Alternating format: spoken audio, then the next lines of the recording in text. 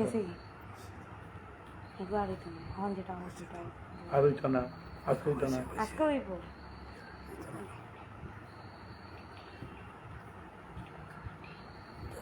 দোকানদারের কাছ থেকে কোনো বস্তু নিলে গেলে তার মূল্য দিতে হবে। তো ভগবানের নিকট থেকে কিছু নিতে গেলে দাম দেওয়ার কোনো প্রয়োজন নাই। কিন্তু দেবতার কাছ থেকে কিছু নিতে গেলে বিধিপূর্বক ক্রিয়াকর্ম করতে হবে। বেদে ক্রিয়াকর্ম বিভিন্ন বিধি বিধান লাগে। কিন্তু আমার গোবিন্দের পূজা করতে ফুল, তুলসী আর জল। তিনি বলছেন যারা ভক্তিপূর্বক আমাকে শ্রদ্ধা সুধী পত্র পুষ্প জল দেয় আমি সাদরে গ্রহণ করি। সেই কথাটা কোনো দেবতারা বলে নাই। দোকানদারের নিকট থেকে শিশু, দেশলাই, চুরি ইত্যাদি ক্ষতিকর দ্রব্যাদি দাম দিয়ে কিনতে পারে। বিষ, মাদকদ্রব্য, বিভিন্ন ক্ষতিকর দ্রব্যাদি দাম দিয়ে কিনতে পারে। কিন্তু বালক যদি তার পিতার কাছে ওই সব ক্ষতিকর বস্তু চায় তাহলে তিনি তাকে সেইগুলি দেন না, পয়সাও নেন না। পিতায় মাথায় কোনো দিন যে জিনিস দ্রব্য ক্ষতি হবে পিতা মাথায় দিবে না, কিন্তু দোকানদারে দিয়ে দিবে। পিতা তাকে এমন বস্তু প্রদান করেন যাতে তার ভালো হয়। সেই রূপ দেবতারা তাদের উপাসকদের হিতাহিত বিচার না করে আকাঙ্ক্ষিত বস্তু প্রদান করেন। দেবতারা যেভাবে প্রার্থনা জানাইতেছে আমার বাসনা কামনা বাসনা পূর্ণ করো, দেবতারা সেটাই প্রদান করেন। কিন্তু পিতা মাতায় দেন না, যা চাও তাই দেন না। যেটা অমঙ্গল হবে, ক্ষতিকর হবে, পিতা মাতায় দিবে না, দেবতারা দিয়ে দিবে, দোকানদারও দিয়ে দিবে। কিন্তু আমার অনাদি আদি গোবিন্দ তিনি দিবেন না। তিনি আমাদের যেটা মঙ্গলময় পথ সেটাই দেন। পরম পিতা ভগবান তার ভক্তদের তার ইচ্ছাতে এমন বস্তু প্রদান করেন তাকে যাতে তার পরম মঙ্গলময়। ভগবানে চাহিদা প্রার্থনা করলে দেন না, এরম বস্তু দেন যাতে তার মঙ্গল হয়। সত্যে বিনাশীল পদার্থে আসক্তি, যে পদার্থ দ্রব্যগুলা অনিত্য বিনাশ হয়, মমতা কামনাবশত অল্পবুদ্ধি মানুষ ভগবানের মহতত্ত্ব এবং জানতে পারে না। এই যাদের মধ্যে বিষয়ের আসক্তি, মমতা কামনাবশত এই পদার্থের প্রতি যারা আসক্তি, তাই অল্পবুদ্ধি মানুষেরা ভগবানের মহত্ব যারা জানতে পারে না, যারা অল্পবুদ্ধি অজ্ঞ ব্যক্তি, অজ্ঞানতা, যারা অল্পবুদ্ধিমান ব্যক্তি তারাই দেবতার উপাসনা করে। আত্মজ্ঞানী ব্যক্তিরা দেবতার উপাসনা কামনা বাসনা পূজা করবে না। তারা অজ্ঞানবশত দেবতার উপাসনা করে, কিন্তু সকাম এবং নিষ্কাম উপাসনা। ভাব জগৎ সংসার সৃষ্টি করলে যেমন ভগবানের অকর্তা ভাব অক্ষুণ্ণতা থাকে, তেমন জীবেরও স্বরূপ অকর্তা ভাব যথাযথ সুরক্ষিত থাকে। মানে ভগবানের রক্ষা করেন শরীরস্থ অপি কুন্তেও ন করতি ন লিপ্যতে। গীতায় সেই স্তূপটা আছে, গীতার মধ্যে শরীরস্থ অপি কুন্তেও ন করতি ন লিপ্যতে। গীতায় সিদ্ধান্ত দিচ্ছেন মানুষ মূঢ়তাপূর্বক নিজের মধ্যে কর্তাভাব স্বীকার করে নেয়, মানে অহংকার বিরুমত্মা, যারা মনে করে আমি করি। মূঢ় ব্যক্তিরা কর্তাভাব মনে করে যে সমস্ত আমি করতেছি, আমি খাওয়াইতেছি, আমি না খাওয়াইলে খাওয়াইবে, আমি এইগুলি করতেছি। এইগুলি কর্ম ক্রিয়া এবং লীলা আপাত এক মনে হলে বাস্তবিক সম্পূর্ণ ভিন্ন।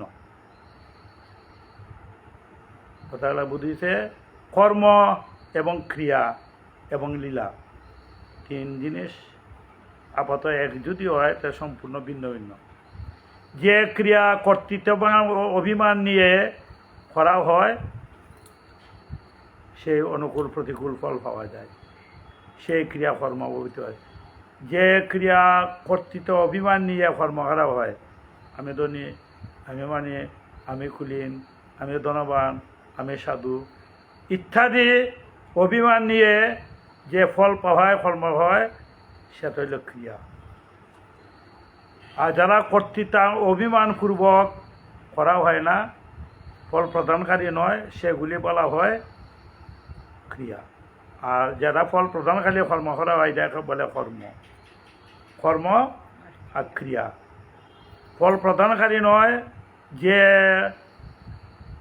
প্রার্থনায় ফল প্রদানকারী নয়, সেগুলিকে বলা হয় ক্রিয়া। আর যে কর্মে ফল প্রদানকারী পাওয়ার বাসনা নিয়ে করা হয় সেটা হইল কর্ম। আর নিঃশ্বাস প্রশ্বাস, চোখ খোলা বন্ধ করা এবং হৃৎপিণ্ড যে কার্যগুলা, এইসব ক্রিয়া অর্তিমার ফলেচ্ছারহিত হয়ে তার সঙ্গে ফলের হিতের জন্ম করা হয়, যাকে বলা হয় লীলা। সংসারে লোকে যা করে তাকে বলা হয় কর্ম, মুক্ত পুরুষেরা যারা করে সেটা ক্রিয়া। আর সংগঠিত আর ভগবানের কাজকে বলা হয় লীলা। সংসারুকে আমরা যেগুলি কর্ম করতে হচ্ছে এটাই হল কর্ম। আর যারা জ্ঞানবান ব্যক্তি, মুক্ত পুরুষ, তারা হইলে ক্রিয়া। আর সংগঠিত দুইটা ভগবানের কাজকে যে লীলা করেন সেটা হলে লীলা, লোকবন্ত লীলা। লোকের মধ্যে যেমন জগৎ না থাকলেও তিনি প্রতিবাদ নয়, তেমনি ভগবান সৃষ্টি কার্যাদি লীলা করে থাকে। এই জগৎটা ভগবানের সৃষ্টি করছেন লীলার জন্য। আমার মধ্যে তোমার লীলা হবে, তাই তো আমি এসেছি ববে। আমার মধ্যে ভগবানের লীলাটা হবে, সেই জন্য আমরা আসলাম। তো ভগবানে আমরা সাথে যে লীলা করতেছেন, তিনটা গুণের খেলা, সত্য, রজ, তম, তিন গুণের খেলা আমরার মধ্যে চলছে। আমরার মধ্যে তিনটা গুণের খেলা হয়, কেউ সত্য গুণের খেলা, কেউ রজগুণের, কেউ তম গুণের। তো ভগবান কর্তা না হলেও লীলা তিনি কর্তা বলে প্রতিবাদ, যদি না করেন তিনি আমরা মধ্যে লীলাটা করেন। কর্মযুগের অর্থ কর্ম নয়, এটি হলো সেবা। রাধে রাধে। এই যে আমরা কর্মযুগের কর্মটা, এটা হলো সেবা। সেবাতে ত্যাগের প্রাধান্য থাকে। সেবার মধ্যে একবার ত্যাগ থাকতে হবে। সেবা এবং ত্যাগ এর কোনোটাই কর্ম না, কেননা দুইটি বিবেকের প্রাধান্য থাকে। সেবাটা যদি করতে হয় তার বিবেকের মধ্যে আসতে হবে। কোন সেবায় বন্ধন হয় আর কোন সেবায় বন্ধন হয় না। ভগবান সেবাটার জানতে হবে প্রাধান্য বিবেকের মধ্যে সেবা করতে হবে, বিবেক শূন্য সেবা হবে না জ্ঞানের মধ্যে। আমাদের শরীর, ইন্দ্রিয়াদি, মন, বুদ্ধি প্রভৃতি যত সামগ্রী আছে, আমাদের মধ্যে শরীর আছে, ইন্দ্রিয় আছে, মন, বুদ্ধি, এই প্রভৃতি যত সামগ্রী আছে তার সবই প্রাপ্ত হয়েছে। এই সবগুলি পরিত্যক্ত হবে। কেউ প্রাপ্ত বস্তু নিজের মনে করার অধিকার আমাদের নাই, এটা আমরা না। যে ইন্দ্রিয়গুলি যারা আছে এটা আমরা বসান। জগৎ হইতে প্রাপ্ত বস্তুগুলি জগতেই নিয়োজিত করার অধিকার আমাদের আছে, কিন্তু বাস্তবিক নিজে তাকে স্বরূপ পরমাত্মা কখনোই ত্যাগ করা যায় না। সব কিছু ত্যাগ করা যায়। আমাদের ইন্দ্রিয়,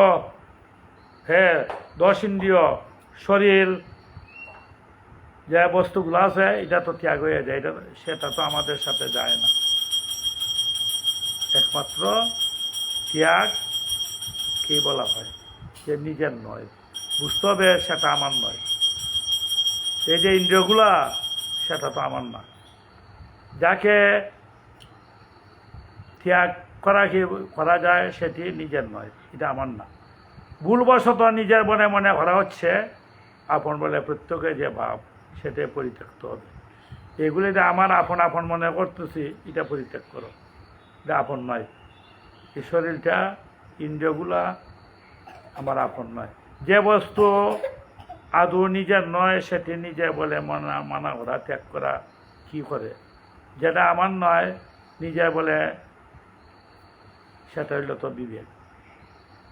এটা বিবেকে জানতে হবে কর্ম সামগ্রীগুলি নিজস্ব বা নিজের নয়, সেগুলি অপরের এবং অপরের জন্যই। এইগুলি জগতের সঙ্গে সম্পর্কিত। আমাদের ইন্দ্রিয়গুলা যে এটা হইল জগতে মানে ভগবানের সাথে সম্পর্ক। এর থেকে স্বয়ং সদা সর্বদা নির্বিকার একরূপ বিরাজমান। তিনি নির্বিকার মধ্যে আছেন। যেমন কর্মসামগ্রীগুলি আগে আমার কাছে ছিল না, পরে থাকবে না, বর্তমানে এটি নিরন্তর বিচ্ছেদ গিয়ে যাচ্ছে। এগুলি আমার সাথে আসিল না।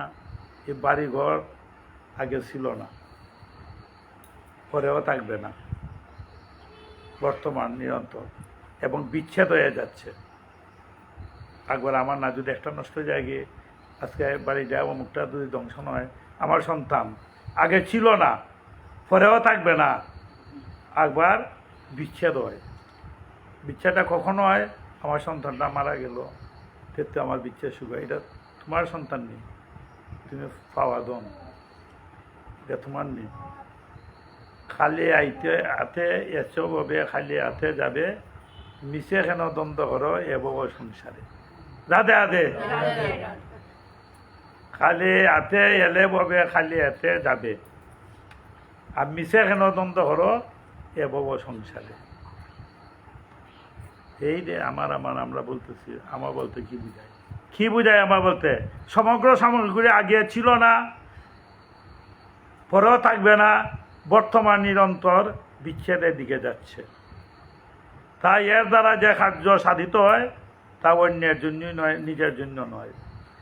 এই কর্মগুলা খের জন্য নয়, একমাত্র মর্ম কথা হলো যে সর্বকর্ম সামগ্রী ছাড়া কোনো কর্মই সংগঠিত হয় না। যেমন যত বড় লেখক হোক না কেন, যত বড় লেখক হোক, জানতা লেখকে যত বড় হোক, খালি কলম কাগজ ছাড়া কেউ কিছু লিখতে পারবে না। দাদে আদে লেখক যদি হয়, তে লেখকে কি লিখবে? খালি আর কলম লাগবে। খালি কলম ছাড়া এই কাগজ, খালি কলম কাগজ ছাড়া কিছু লিখতে পারবে না। কি লিখবে? ও আর না। রাধে রাধে। যখন কর্ম সামগ্রী ছাড়া কোনো কিছু করা সম্ভব নয়, তখন বিধান মানতে হবে যে নিজের জন্য কিছু করার নেই। এই যে যজ্ঞগুলি কর্ম করা হয়, নিজের জন্য কিছু করার নেই, কারণ কর্ম সামগ্রী জগতের সঙ্গে সম্পর্কিত। এই সম্পর্ক জগতের সঙ্গে সম্পর্কিত, নিজের সঙ্গে নয়। সম্পর্কটা ভগবানের সাথে। কর্ম সামগ্রী কর্ম সর্বদা অন্যের মঙ্গলের জন্যই তাকে সেবা হয়। এই যে কর্ম সামগ্রীগুলা, কর্ম সর্বদা অন্যের মঙ্গলের জন্যই যাকে সেবা বলা হয়। অন্যের বস্তু অন্য পেয়ে সেবা হয় কিভাবে? অন্যের বস্তুটা সেবা হয় কিভাবে? এটা তো বিবেক। জ্ঞান বুদ্ধি নৈবেদ্য দিয়ে চরণ প্রেম ফুলে পূজা করি। রাধে রাধে। এই যে আমরা নৈবেদ্য দিয়ে পূজা করি, ফুল তুলসী জল, এটা খাটটা দিলে সেটা তো ভগবানের বুঝ, তোমার বুঝ। তাই জ্ঞান বুদ্ধি নৈবেদ্য দিয়ে চরণ প্রেম ফুলে পূজা করি, সেটাই আনতে হবে মানে নিজের সঙ্গে নাই। অন্যের বস্তু অন্য পেলেও সেবা হয় কিভাবে? সেটা তো আমার বিবেক। ত্যাগ এবং সেবা দুইটি কর্মসাধ্য বিবেকের মধ্যে। এই সেবাটা এবং ত্যাগটা বিবেক। বিবেক শূন্য যে কাজ হয়, পতন হবে। রাধে রাধে। অমঙ্গল হবে। আমরা যেগুলা কাজ বিবেককে বলছি, তোমার দুর্যোধন যতগুলো কাজ করেছিল সব বিবেক শূন্য। আর পঞ্চপাণ্ডবের যে কাজগুলা বিবেকের মধ্যে। তাই সেই জন্যই তাই বিবেক শূন্য যে কাজ করলো দুর্যোধনের প্রথম। আমারও যদি বিবেক শূন্য সংসারে কাজ করি, তো মঙ্গলের চিহ্ন নাই, অমঙ্গল। বিবেক কোনো কর্মেই ফল নয়। বিবেকের যে কর্মগুলো হইতেছে কোনো ফল প্রাপ্তি নয়। আসলে অনাদিকাল থেকে প্রাণী করে একটি শতপ্রাপ্ত যদি কোনো শুভকর্মের ফল হিসাবে বিবেক জাগ্রত হয়ে থাকে তাহলে বিবেক শূন্য অবস্থায় শুভকর্ম সম্পাদিত করে খেয়ে শুভ অশুভ কর্ম বিভিন্নতা মানুষ বিবেকের দ্বারাই জানতে পারে। শুভ অশুভ কর্ম বিভিন্নতা মানুষের বিবেকের দ্বারাই জানতে পারে, সেই জন্য সে অশুভ কর্ম ত্যাগ করে শুভ কর্ম করে থাকে। রাধে রাধে। কোন কর্মটা আমাদের শুভ, কোন কর্মটা অশুভ এটা আমরা জানি, কিন্তু যারা জ্ঞানবান ব্যক্তি বিবেকবান ব্যক্তি তারা ত্যাগ করে কোনটা বৈধ কোনটা অবৈধ। কে জানে? যারা বিবেকবান ব্যক্তি বিবেকের সিদ্ধান্ত দেয়। আর বিবেক শূন্য যে সে উপলব্ধি করতে পারবে না কোন জিনিসটা শুভ অশুভ। জানে সেই কর্মটা অশুভ কিন্তু সেটাই ধারণ করে করে কেন? এটা বিবেক শূন্য। জানে যে এই পথে গেলে আমাদের অমঙ্গল, সেই পথটা ভালো না, চুরি করার তো বেশি ভালো না, অবৈধ জিনিসগুলা অবক্ষণ করা এটা ভালো না, সে জানে, জানিও সেটা গ্রহণ করে।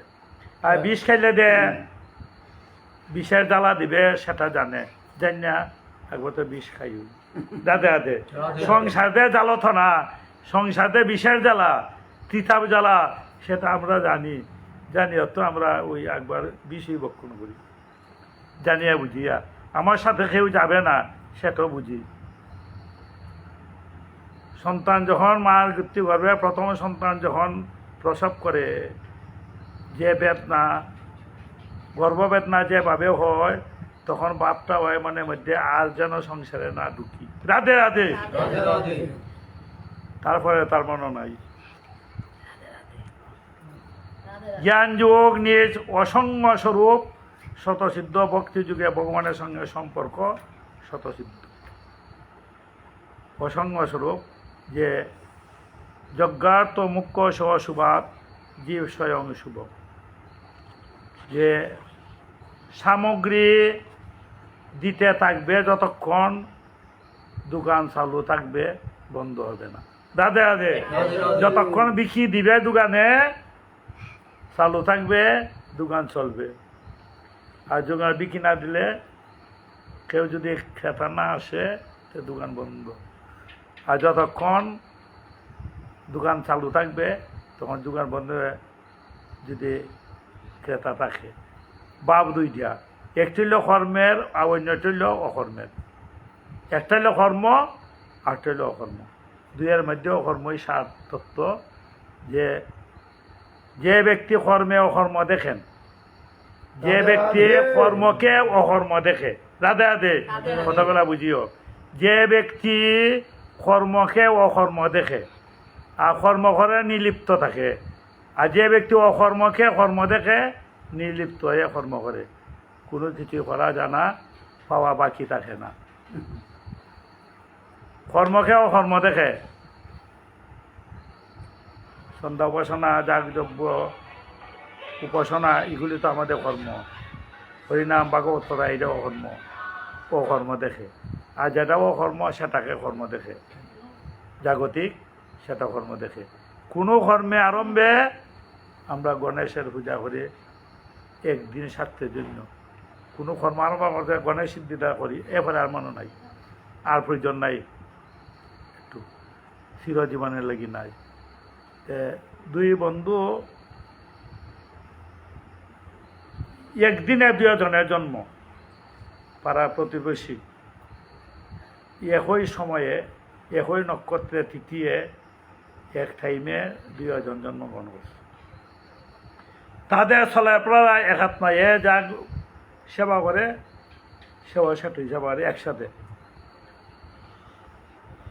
যখন একটু বড় হয়ে গেল, তারা ভ্রমণ, দেশটা একটু ভ্রমণ বেরিয়েছে, দেখা দুইটা রাস্তা। কিছুক্ষণ ভ্রমণ করতে যাওয়ার পর দুইটা রাস্তা। অনেক বন্ধু বলতেছে, বন্ধু আমি এই রাস্তায় যাব,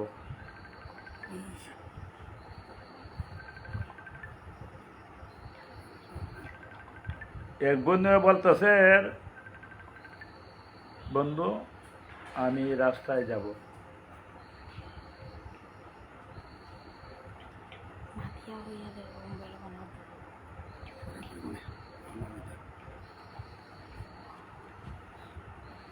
কতদিন নাম্বার আছে ব্লক করে। ডিঙ্গা ধান যে অবস্থা দেয়, এটা ধরিস না, কোনো কল দিস না।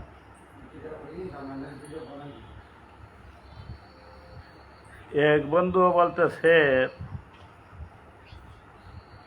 যে বন্ধু আমি রাস্তায় যাব, আর একজনে বলতেছে আমি রাস্তায় যাব।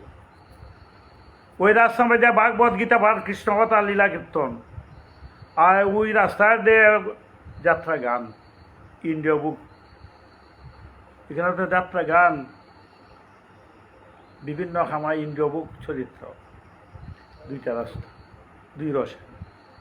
একজনে বলতেছে আমি গীতা পাঠ ভাগবতে পাঠ যাই, একজনে বলতে জ্ঞান বেশ্যাবৃত্তি বিভিন্ন ইন্দ্রিয় বুকের যাত্রা গান দিন। তাই তারা দুই পথে চলছেন।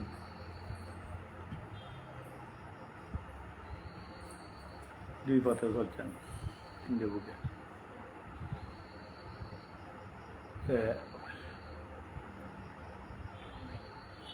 দুই পথে চলার পর ওই বন্ধুয়ে ইন্দ্রিয় বুক যাত্রা গানগুলা দেখতেছে, আর মনে মনে ভাবতেছে আহা বন্ধু তো ভাগবত তত্ত্ব, গীতা পাঠ, ভাগবত তত্ত্ব, কৃষ্ণ কথা শ্রবণ করতেছে।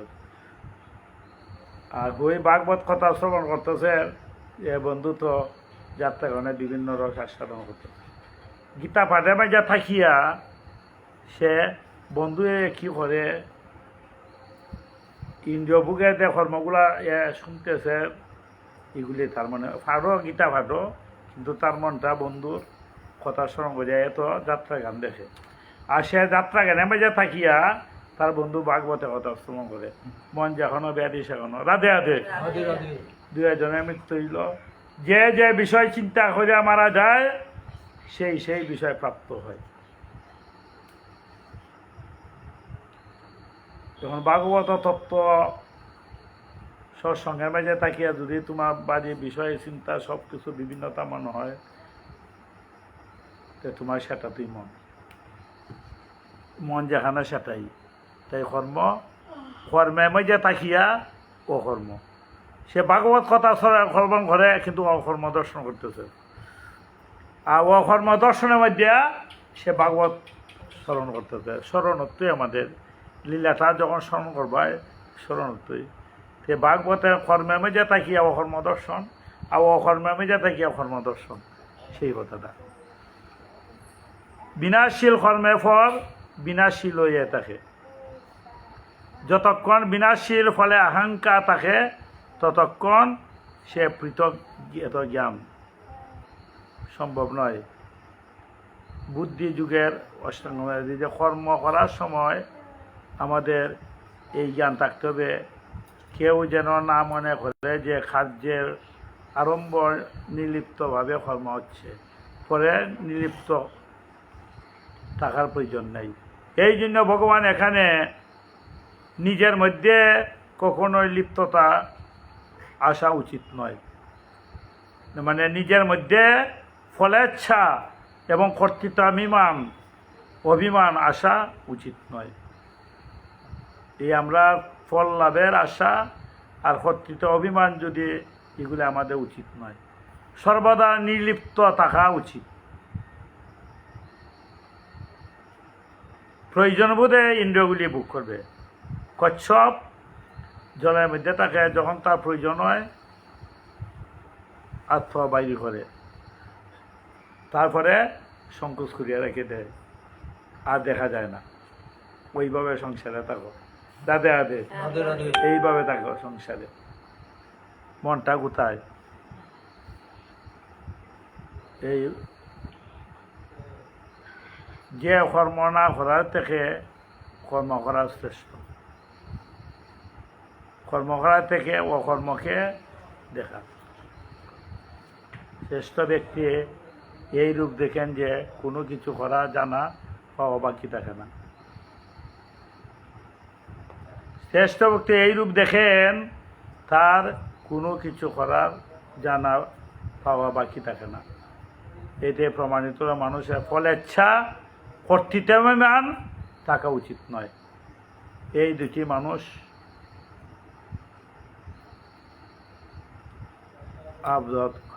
আবদ্ধ হয়। যে মানুষের ফলেচ্ছা কর্তৃত্বাভিমান থাকা উচিত নয়, এই দুটি গুণে মানুষ আবদ্ধ। এই দুই কর্মের মধ্যে মানুষ আবদ্ধ।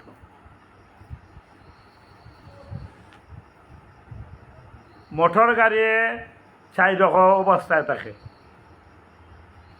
এই যে মোটর গাড়িটা 4 রকম অবস্থায় থাকে। গাড়ি যখন গ্যারেজে থাকে তখন ইঞ্জিন চাকা কোনোটাই চলে না। রাধে রাধে কথাগুলি অনুভব করিল। গাড়ি ঘোড়া যখন গ্যারেজের মেঝে থাকে ইঞ্জিন চাকা কোনোটাই চলে না। মোটর চালু করলে ইঞ্জিন চলে, চাকা তখন অনর্গতা লড়ে না। যখন গাড়িটা চালু হয়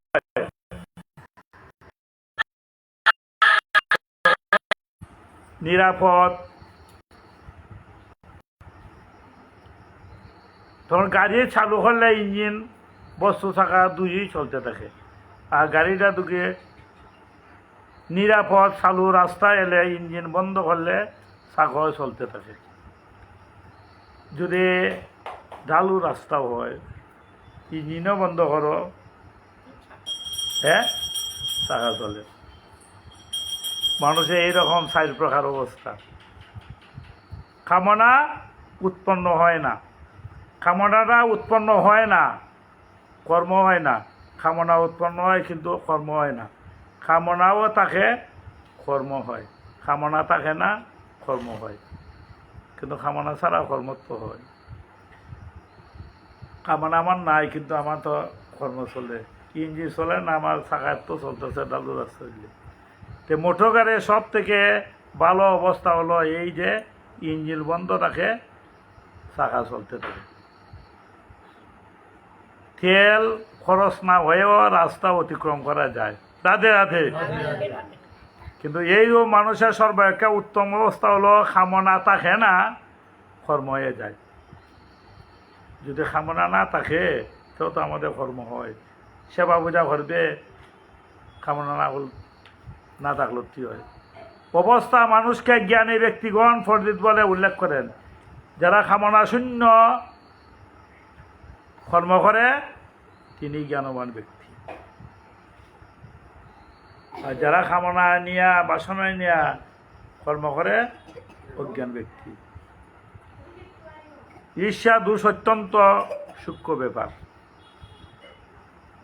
অত্যন্ত সূক্ষ্ম ব্যাপার। রাধে রাধে। অত্যন্ত সূক্ষ্ম ব্যাপার। 2 জন দোকানদারের মধ্যে ঘনিষ্ঠ বন্ধুত্ব।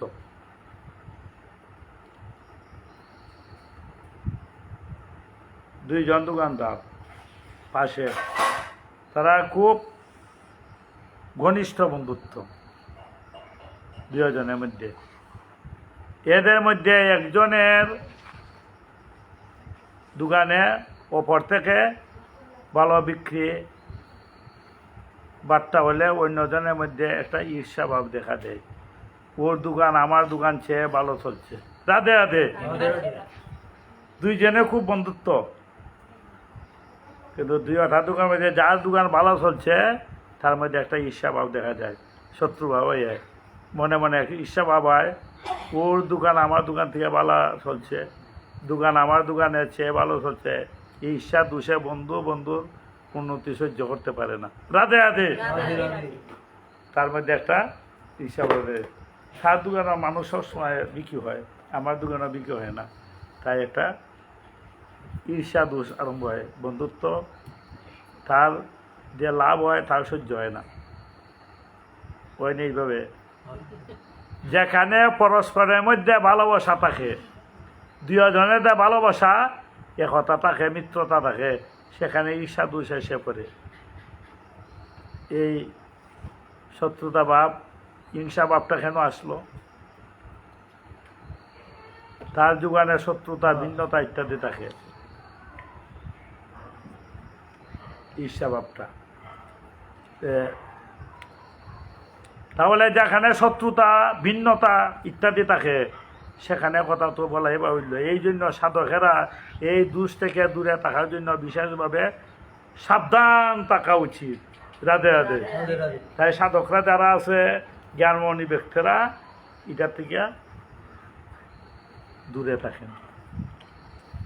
কর্মযোগী লাভ, ক্ষতি, মান অপমান, নিন্দা প্রশংসা, অনুকূল প্রতিকূলতা, সুখ দুঃখ ইত্যাদি দ্বন্দ্বের অতীত। যারা প্রকৃত কর্মযোগী তারা এইগুলি দ্বন্দ্বের মধ্যে নয়। সেই জন্য তার চিত্তটা ওই দ্বন্দ্ব থেকে উদ্ভূত রাগ, দেশ, হর্ষ, সুখ ইত্যাদি বিকার উৎপন্ন হয় না, তাদের মধ্যে এই বিকার হয় না। নানা প্রকারে হয়, যেমন ভগবানের সগুণ সাকার ঠিক না নির্গুণ নিরাকার ঠিক। এখন দ্বন্দ্বটা বিভিন্ন প্রকার, দুইজনের দ্বন্দ্ব আরম্ভ হয়েছে। ভগবান সাকারটা ঠিক, ভগবান সাকার না নিরাকার, কোনটা ঠিক? ও দুই দ্বন্দ্বটা সাকার এবং নিরাকার নিয়া। অদ্বৈত সিদ্ধান্ত ঠিক না দ্বৈত সিদ্ধান্ত ঠিক? আমাদের মন লাগে কি লাগে, না নির্জনের স্থানে পেলাম কিনা, শান্তি লাভ হয়েছে কিনা, সিদ্ধি প্রাপ্তি হয়েছে কিনা ইত্যাদি। এইসব দ্বন্দ্বের সঙ্গে সম্বন্ধ না থাকলে সাধক নির্দ্বন্দ্ব হন, তারা এইগুলি মধ্যে না। ওজনের খাতা যেমন একদিকে ভারী হয়ে গেলে তাকে সমান বলা যায় না। নিত্যের খাতা যখন ওজন করলে তখন একদিকে যদি ভারী হয় তখন সমান বলা যায় না। সমান নিত্যের খাতা দুই দিকে দ্রব্য দিলে তখন একদিকে যদি বেশি হয় ভারী হয়ে যাবে, সে তো সমান না। তেমনি সাধকের চিত্তটা কোনো একরূপ দিকে ঝুঁকে ভারী হয়ে যায়, দ্বন্দ্ব অতীত বলা যায় না। দ্বন্দ্বের মধ্যে বাড়ি।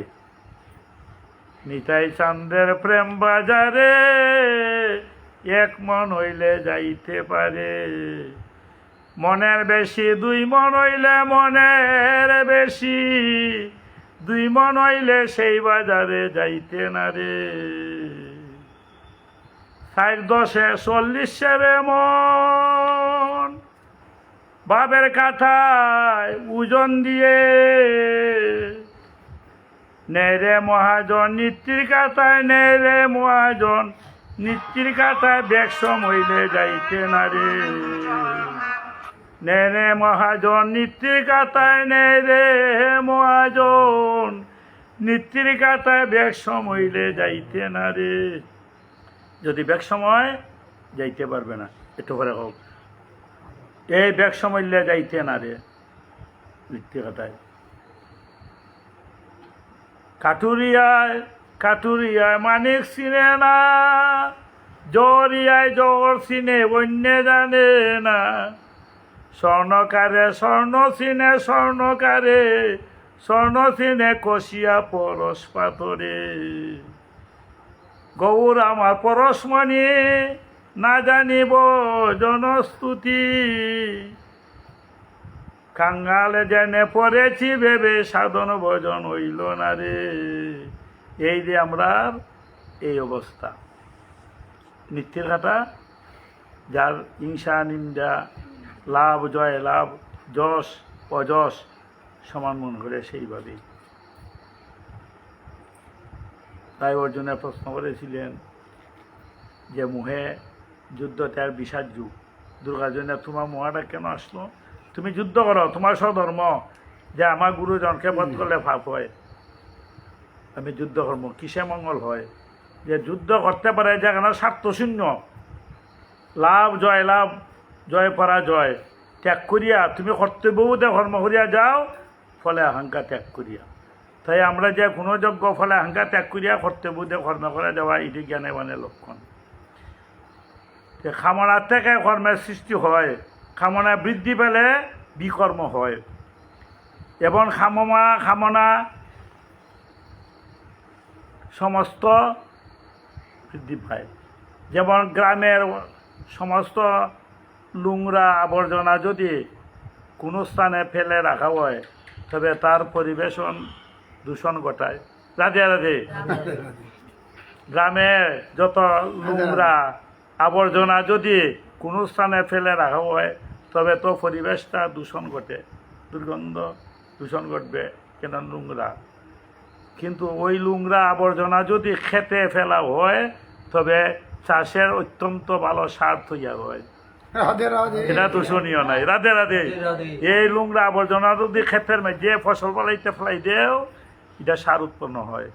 ওই অনুরূপভাবে প্রতিকূল আমাদের অপছন্দ এবং আমরা তা আবর্জনার মতো পরিত্যাগ করি, এই আবর্জনাটা পরিত্যাগ করি, কিন্তু এই আবর্জনারও যদি ক্ষেত্র বিশেষে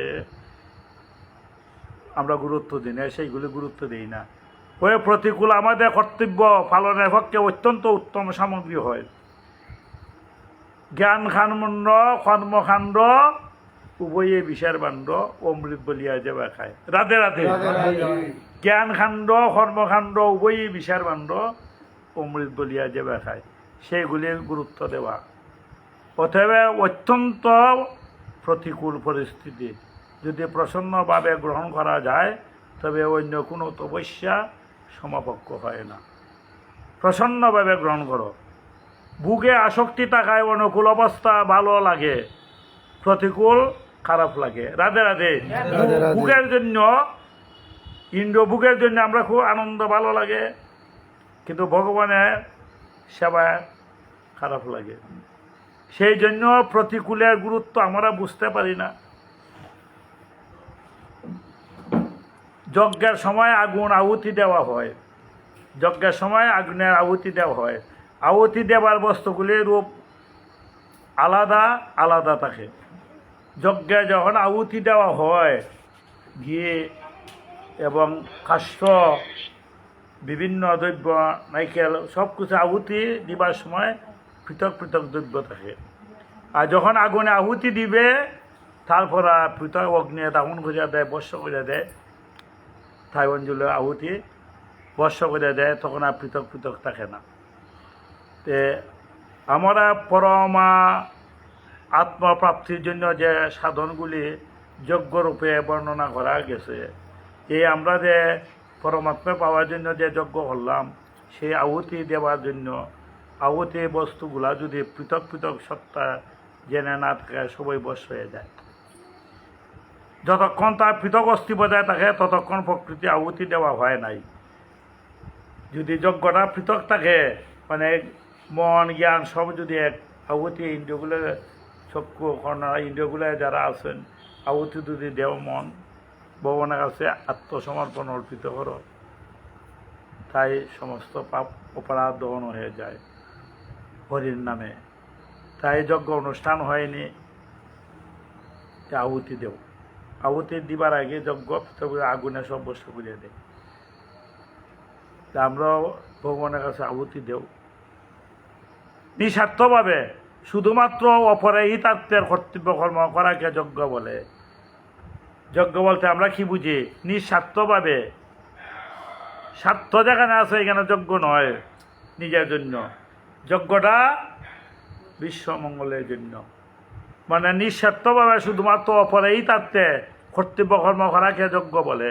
যজ্ঞ সকল কর্মই অকর্ম হয়ে যায়, সেগুলি আবার বন্ধনে কারণ হয়ে যায়, হয় না। যজ্ঞ সকল কর্মই অকর্ম হয়ে যায় যদি, সেগুলি আবার বন্ধনে কারণ না। এই যজ্ঞটা কয়েক প্রকার, 10 প্রকার যজ্ঞ। যজ্ঞ দ্রব্য ব্রহ্মযজ্ঞ প্রত্যেক কর্মে কর্তাকরণ ক্রিয়া পদার্থ সব কিছু ব্রহ্মময় অনুভব হয়। ব্রহ্মার্পণ ব্রহ্মবি ব্রহ্মৈব হুতনম ব্রহ্মৈব তেন গন্তব্য ব্রহ্মকর্ম সমাধিনা। আমি ব্রহ্ম, আমার দ্রব্য ব্রহ্ম, কর্মটা ব্রহ্ম। তাই তুমি যদি ব্রহ্ম নয় যায় সব দিব্য ব্রহ্মময় দেখবে। তাই প্রত্যেক কর্ম যদি ব্রহ্মমন হয়ে যায়, যাহা যাহা নেত্র তাহাই কৃষ্ণপুরে, আমি যে দিকে তাকাই সেই দিকে কৃষ্ণময়ই দেখি। রাধে রাধে। যাহা যাহা নেত্র তাহাই কৃষ্ণময় দেখে। জগৎ দিকে তাকাইলে জগৎ আমার মধ্যে নয়, আমি জগতের দিকে তাকাইছি কিন্তু জগৎ আমার মধ্যে নয়, মনটা তো আমার মধ্যে নেই। আমি তোমাদের দিকে দৃষ্টি রাখলাম কিন্তু আমার মনটা তো দৃষ্টি উত্তর দিকে। রাধে রাধে। রাধে রাধে। তাই যাহা যাহা নেত্র তাহাই কৃষ্ণময়। আমার চক্ষু আমি বিভিন্ন মূর্তিকে দর্শন করি, আমার জন্য আমার ইষ্ট দেবতা যে কর্মে কৌশল। আমি দুর্গা পূজায় গেলা, কালী পূজায় বিভিন্ন মূর্তি দর্শনে গেলাম, আমি দর্শন করে গিয়া আমার মধ্যে দুর্গার মধ্যে, কালীর মধ্যে, দেবতার মধ্যে আমার ইষ্ট দেবতা, এটা কর্মে কৌশল। তাই যাহা যাহা নেত্র তাহাই কৃষ্ণপুরে। ভগবত দর্পণ রূপ যজ্ঞ সমস্ত ক্রিয়া পদার্থগুলি শুধু ভগবানের জন্য বলে মনে করা। যাহা কিছু ক্রিয়া হয়েছে সবটি ভগবানের, অস্তিত্ব রাখা না। অভিন্ন দেবতা রূপ যজ্ঞ অসৎ ওতে বিমুখ হয়ে পরমাত্মাতে লীন হওয়া। পরমাত্মা ব্যতীত নিজের কোনো পৃথক কর্ম রূপ যজ্ঞ, শুধু অন্য হিতার্থে সমস্ত কর্ম করা, নিজের জন্য নয়। অন্য হিতার্থে যজ্ঞ হলেই সেটাই যজ্ঞ। সংযম রূপ যজ্ঞ, যজ্ঞে আমাদের সংযম, একান্ত থাকার সময় ইন্দ্রিয়গুলিকে বিষমুখী না হওয়া। সংযম কিতা, আমি খালি নিরামিষ খাইলে সংযম। রাধে রাধে। রাধে রাধে। আর নিরামিষ খাইছে আমি সংযম, সেটা না। আমি নিরামিষ খাই না, ইন্দ্রিয় ভোগ করলাম, এটা সংযম হলো কেমনে? রাধে রাধে। রাধে খাই ইন্দ্রিয় সংযম যেটা, এটা অন্তর্মুখী সংযম। রাধে রাধে। বিষয়ে আহুতি রূপ যজ্ঞ ব্যবাস, ইন্দ্রিয়গুলি বিষয়ে সংস্পর্শে এলে তাতে রাগ আসক্তি দেশ পথে না দেওয়া।